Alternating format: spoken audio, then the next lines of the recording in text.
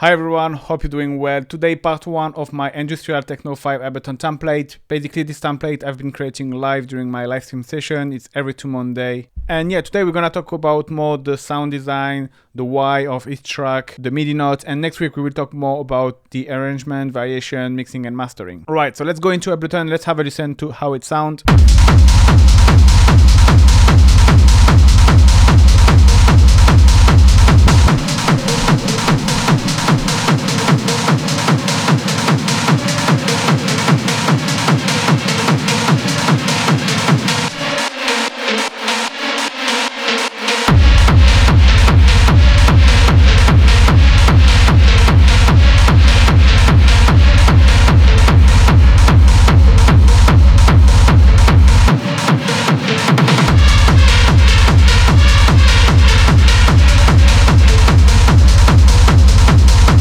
Alright, so that gives you an idea. Now let's start with the kick drum. You can see there is some kick layering going on here and some overall processing. I'm just gonna deactivate all. And so if I remember correctly, during the live stream, what I've done is I start with a kick drum and then I start to layer after with sample and a lot of experimentations. And so I start with the DS kick. This is a device that is by default with Ableton. If you go to your instrument, drum set, you will find the DS kick here. It's a very nice little powerful device, which here sound like this.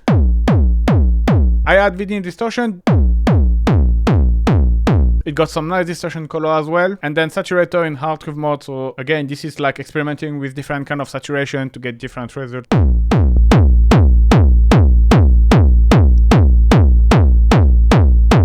And then I had my kick punch rack, so I will put the link in the description. All the rack I use are available for free. I always made a video where I explain it. This is basically a parallel processing where you will have your dry signal and then you will have a reverb with a distortion. It's just to add a little bit of reverb and higher frequency to help your kick cut through the mix. And then a limiter is just like to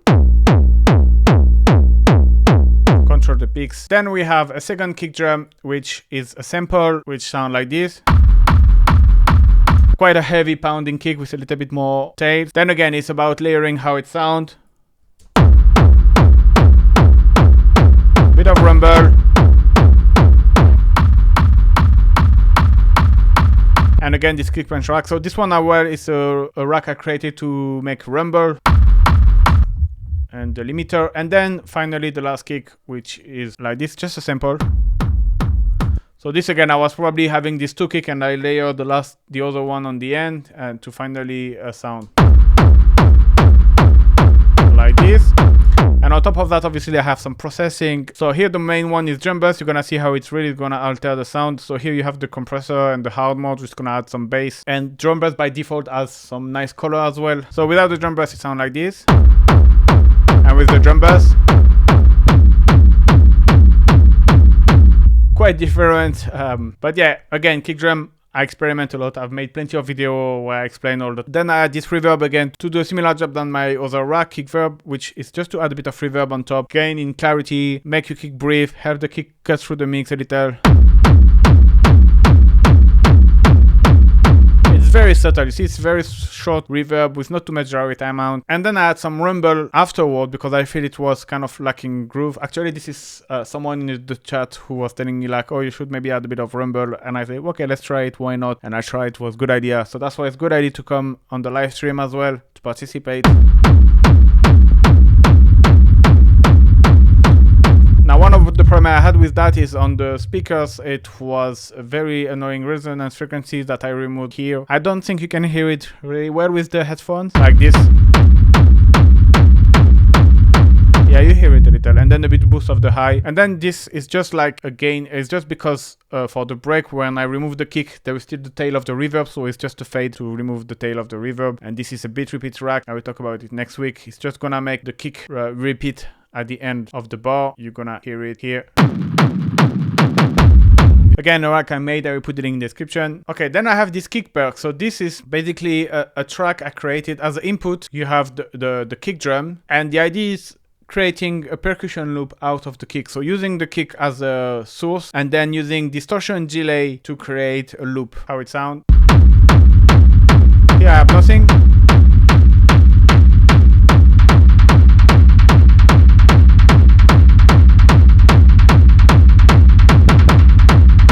creating this taka tagada, tagada, tagada. And plus I think it add a little bit of layer and transient on top of the kick. It's a little thing that just had groove, that just work well, add texture, it's perfect. Then we goes into the hat, so nothing crazy to say about the hat. It's your classic pattern. So you have a close hat, which is gonna play offbeat. You have a opener hat, gonna play offbeat. So a lot of delay. And another closer hat, which is gonna have more driving effect. Now let's see how it's processed. By default was like this. Again, someone in the chat say, try to add some noise with pitch shifting and noise with vocoder. So that's what I did. I don't think it was the result he expected, but it played into something different, which was sounding good in the track. So again, here, when you listen in solo, it sounds weird, but in the track, it sounds good. This is gonna add some noise. Amp is really to make things like sound nasty. You're gonna see I'm gonna use it a lot in this track because it's really good for this type of techno amp. Makes things very saturated and noisy in the same time. And then I use frequency shifter to pitch it up. So this sounds weird by solo, but in the rest of the track, it's great. Then you had this open hat. The classic open hat offbeat, but I had 2 delay, one to add grooves. Tagada, tagada, tagada, tagada. Again, this tagada rhythm. And then one which is gonna be more like a ping pong, which is gonna make you hats go left, right, left, right, left, right. A little bit like the Autopan could do. And then I have this closer hat, which is the classic driving effect. With, you know, the one offbeat have more velocity than the one who are not. And yeah, overall we have. So you can see I've done some processing. First, the EQ is just to clean up everything, remove the lower frequency that doesn't really need, and cut the high which are a bit too harsh. Reverb, not too long decay, and then I have the drum bass. So I love to use drum bass on hats for different reasons. Because I use the reverb in insert after the hat, I use the compression of the drum bass to kind of glue a little bit more everything. I use the crunch, it's gonna add some saturation in the mid-high, but it's gonna somehow make them sound a little bit more modern. But this will introduce some harsh frequency, like the very high harsh frequency. So I use them to kind of, it's kind of a low pass filter to reduce this harsh frequency. And then transcend negatively to kind of shut down the tail of the reverb a little bit, like a gate you will put after your reverb to kind of shut down the tail of the reverb. And yeah, overall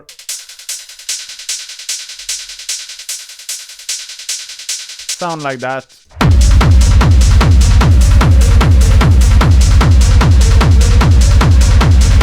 Okay, then we have the ride, so I separate because the ride did a quite interesting pattern as well. I have 3 rides. I have one which is gonna be on the beat, so in same time than the kick, which sounds like this, and 2 off beat.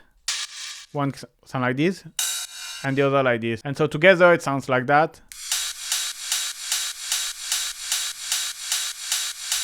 So very nice texture of ride, very groovy, and I don't think I didn't even process. You know, usually if I don't need to process, if I don't feel I need to process, I just don't process them. I just again had a local to get rid of.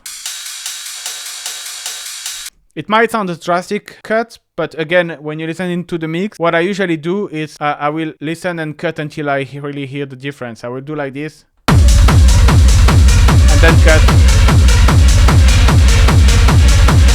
Too much?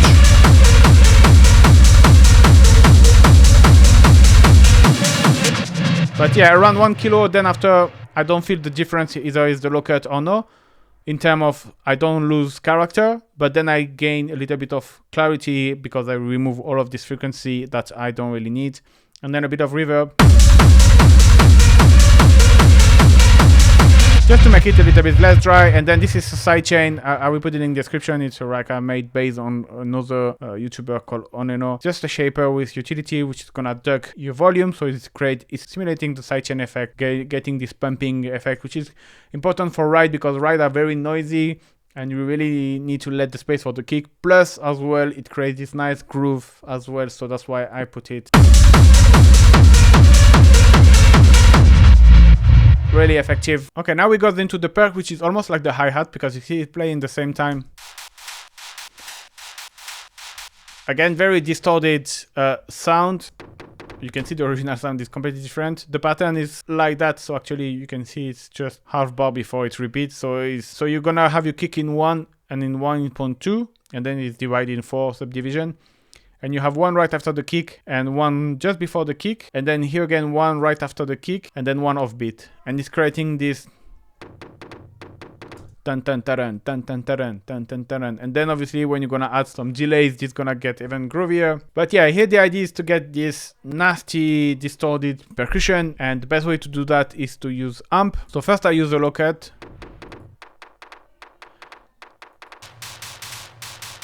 And yeah, amp really make it kind of your percussion scream a little bit, and this is very important for this style of techno. I use it a lot, you're gonna see with the synth as well. Shifter is just to pitch down, and then delay for the groove. Reverb to make it a little bit less dry, and then again some sidechain you're gonna hear.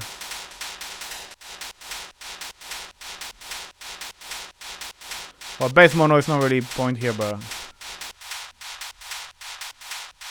And then again a high pass filter to clean up a little bit of space. The thing is I use a lot low pass filter in this track because I use a lot of this amp who's gonna basically affect the whole signal and generate a lot of noise and harmonics and things that I don't really need in the low. So it's better to clean up because sometimes it's good to leave when you have not that many elements. So like this is kind of glue, but here in that case in this track I prefer to cut because you have a lot of noisy elements, and if you leave all, it's gonna just create a very big wall of noise, and your track's gonna probably be lacking clarity. Okay, let's go into the second perc.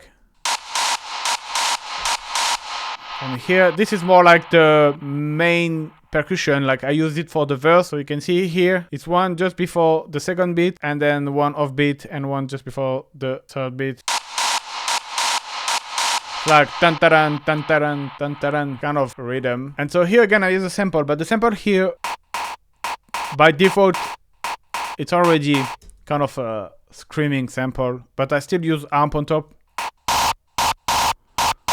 Really make it scream. Modernizer is a rack I've made to make the sound a little bit more modern. I'm gonna put the reverb first. So you can hear a big cavernous reverb. The idea is really to have this percussion like more like kind of in a warehouse space kind of feeling. So that's why a longer decay 10 seconds and quite a big amount of dry wet. So that's really get you this cavernous warehouse effect.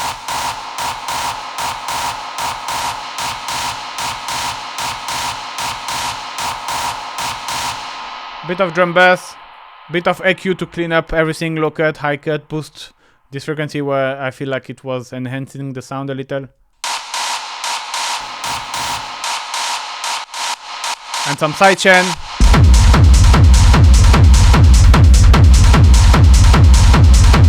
Then we have a percussion 3D here. So the first percussion was more like to complement the hats. The second percussion was more like a lead to really like take over the main lead. You know, you're gonna have our melody with the main lead, and was to have a percussion to kind of take over when you take a break from the lead and during the arrangement. And so it's like the most important percussion. And then you have this percussion 3 that I had afterward because I felt like there was part of the track it was too long and was missing something. So I decided to add this percussion.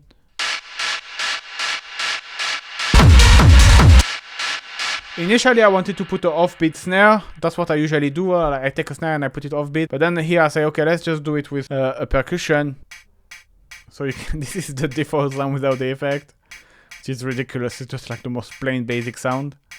You can see it's playing offbeat. So here, one of the things though is like you have some unison. Here basically I just import a sample and I use it as a wavetable. You can see it's pitched down as well. But there is nothing crazy about the synth patch. You can hear anyway, it's not like crazy sound. You can hear the unison. Then shifter. Shifter different purpose. Actually it's ring modulation. First it's gonna pitch it differently, and second I don't use the dry wet at 100%. So this way it's kind of, you have the two signal and slightly at a different tune, and it's creating an extra detune weird effect. Okay, amp just gonna make you sample scream. Modern, make it a bit more tighter. Again, this cavernous reverb effect with the GK and the dry wet, EQ to clean things up.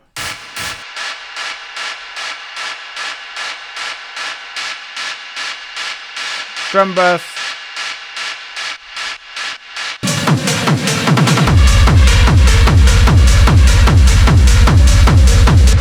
this is really like to add this extra driving effect to the track. You see, because I have the right playing here.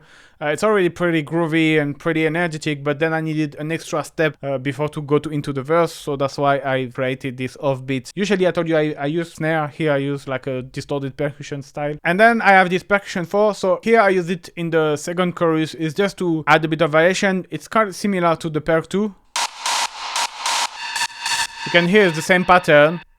And the idea was to have a similar percussion than our Perc 2, but a little bit like pitch it higher. And again, is to add variation because we have the Perc 2 playing for already like a long period of time. So it's a great way to add a layer which sounds similar but with a higher pitch after, just to add a bit of variation, make things a bit less monotonous. And the patch again is pretty... when you hear the default sound, it's ridiculous. It's just a little sawtooth that I will have some unison to create, again, this chorusy effect. And then same processing, actually, probably same processing than the other. I think I just duplicate the chain effect.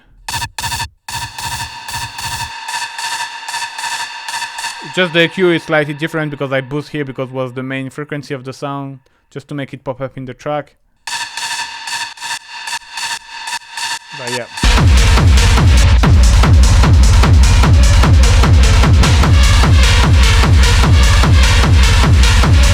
And yeah, that's it for the percussion. So you can see here the percussion is not just like to add a little bit of groove. It's really like one of the main elements as well with the lead. And picking up the main lead, so you can see I layer 3 sound. I usually don't layer that much, but I have the lead one, which was the one basically started the whole idea. So yeah, I wanted something a little bit like...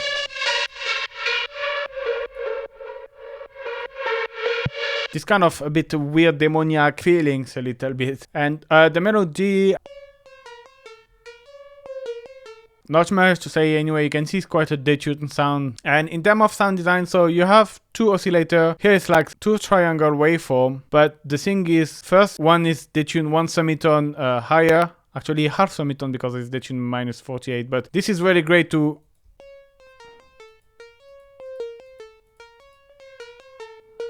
having the second oscillator detune 1 semitone is gonna add this weird feeling, then weird detune sound, kind of scary a little bit. And this is accentuated by the unison.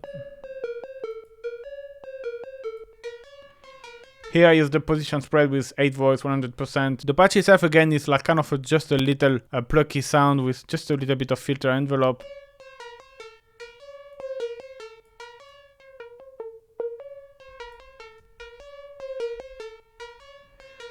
And here again I've done the shifter trick, which basically you can see it's in pitch mode this time, but slightly detuned. And again, with dry rate amount, you will have like almost 50% of one dry signal and 50% of the signal which is gonna be slightly detuned. And that's create an even weirder, weird pitched detune effect. The detune has as well a bit of phasing, which is interesting in that case. And yeah, then pedal. Again, I use distortion mode with the pedal device, kind of again make the sound a little bit scream. It's a little bit less crazy than with amp, but still you get this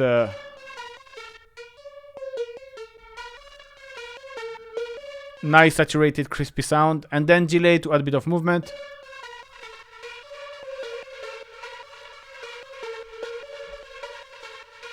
Reverb.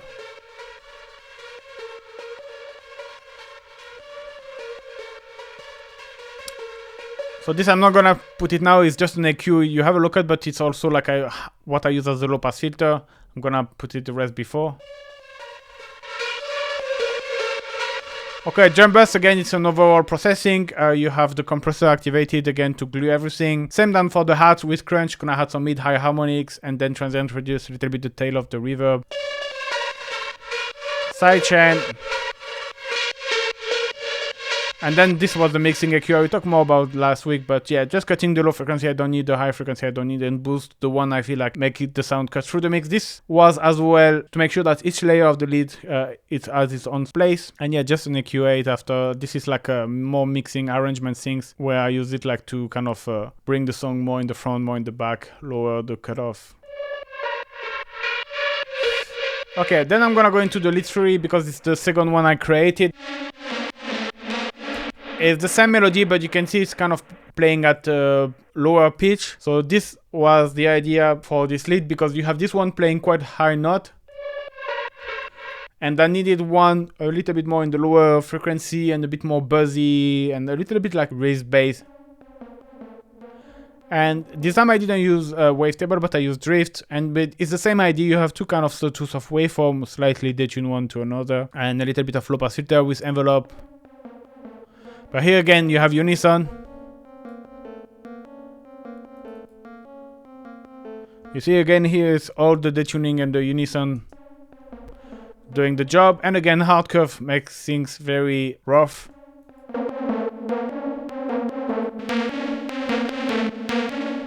Amp, I like to use amp with this kind of sawtooth unison effect, because it's really add this buzziness to the sawtooth. Like the sawtooth sound, when it's in unison or super saw, it really had this buzz sound, but the amp accentuate it and make it even more interesting. Pedal here again.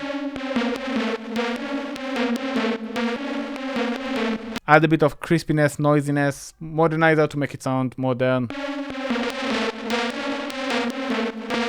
Again, if you wanna find out more about this track, I will put the link in the description. There is a track where I explain it. Then a bit of reverb.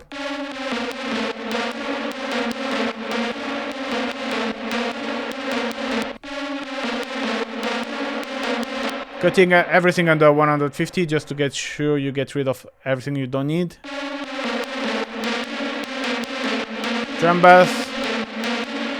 Then you have some sidechain.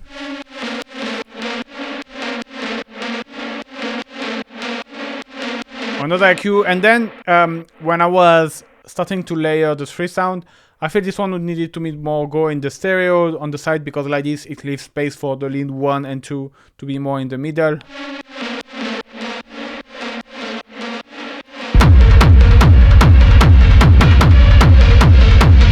Then you have lead 2. This one I added afterward, because I felt like with the lead 1 and lead 3 it was a bit too monotonous. Even though I was playing with the filter and everything, adding some modulation, I feel like the tone a little bit was missing a bit of changement. So I add this other layer of high pitched synth,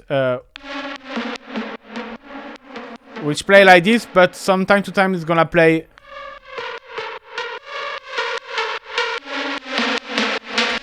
a higher pitched note. And yeah, so the pattern is the same, and in terms of sound, I think it's actually the same. Yeah, it's actually the same patch than the lead 3, so I'm not gonna go over again. But you can see the two sawtooths with the detune. You find them here, the two sawtooths with the same detune. Here I just use some kind of micro tuning with the key modulating the pitch. It's kind of getting slightly out of tune, but yeah, it's the same patch. You see with the saturator, the amp, the pedal, and the reverb. So I'm not gonna explain again because it's the same than lead 3. But and yeah, together we have that. I just had the overall processing, which kind of boosting the high, reducing the low, and some extra sidechain as well.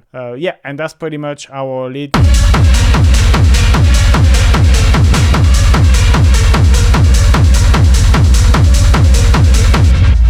Okay, then finally we have our pad. So this is something I don't remember when I created, probably at the beginning. I like to create this kind of pad ambience at the beginning of the track, mainly kind of set the mood. It's help as well at the beginning to fill the blank a little bit when you don't have that many elements. And I mean, actually it's just a single note, but you can see that there is quite some texture already even for just a single note. So I've done two, so one is slightly detuned, but here the main thing you can see is like the pitch is modulating with an LFO, and you have this. But yeah, the LFO is what's gonna make this kind of FM, but it's kind of creating a nice texture and buzziness as well. And I put it in mono mode because you can add some extra harmonic with this parameter here. So look.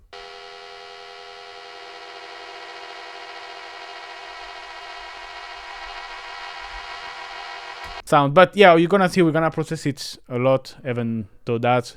So first you have LFO on the filter, just to add a bit of movement. It's nothing crazy.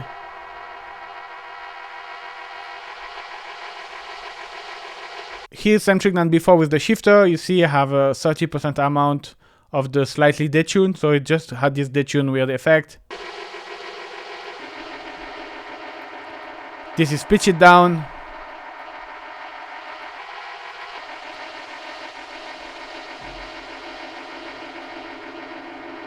Okay, 2 reverb, 1 with the convolution to kind of give a really nice tone to the sound.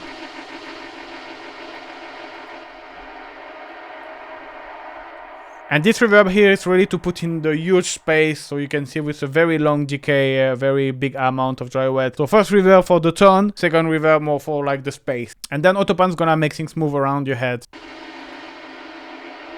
From the... this is going to the right, and then it's gonna go back to the left. Then on the mixdown, I just have a look at, this is more like arrangement things. I usually use this for the break or like before I'm adding a new element. I put this lookup and this helps with the transition.